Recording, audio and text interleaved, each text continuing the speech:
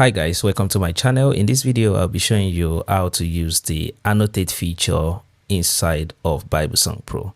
This comes really handy when you want to emphasize a particular part of the verse so that the audience can pay close attention. So for example, I have the Genesis 1 verse 12 on the screen, and let's say I want to highlight something like seed bearing. So what I can do is come over to the annotate feature. You can use the shortcut key A on your keyboard, or you can just click on the button right here. So it will open this right here, and then once you open that, you can just go right here on the button panel, just highlight the word you want, seed bearing plants. Then I will select the color I want to use. So I'm going to select a blue color, or I use this color. So I'm just going to choose this, for example. So can you see it highlights the seed bearing plants, which draw the audience attention to the specific word you want them to see. And when you are done, just click on this X button here to clear it. And let's say you have highlighted a particular word here, let's say green, for example.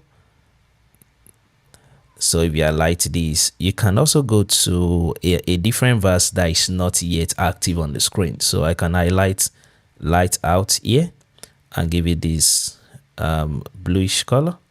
Then I can go over to another one here and say heaven, sky, and then give it this color. Do you understand? I can give it a different color. Now if I switch over to the next verse, I click next verse, come over here, can you see it's already applied? Go over there, already applied. So if you want to clear it individually for just this verse, you use this button here, so it only clears it off from this singular verse. But if you want it to clear it off from every part where you have added it, maybe in the old Bible version, in this particular Bible version, just click on the second button that have the dual X button. So once you click, it's going to clear off all the highlighted words right there. And if you are done, click on the A button again on your keyboard, or you just click this button to disable.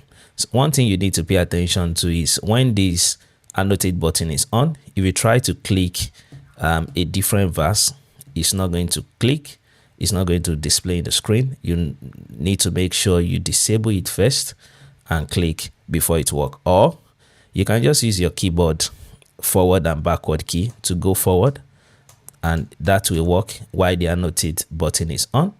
But once the annotate button is on, you need to disable it for you to be able to click on any other verse of your choice. And a good thing is, once you click on a particular verse and it's live, once you click again, you can take it off from the screen.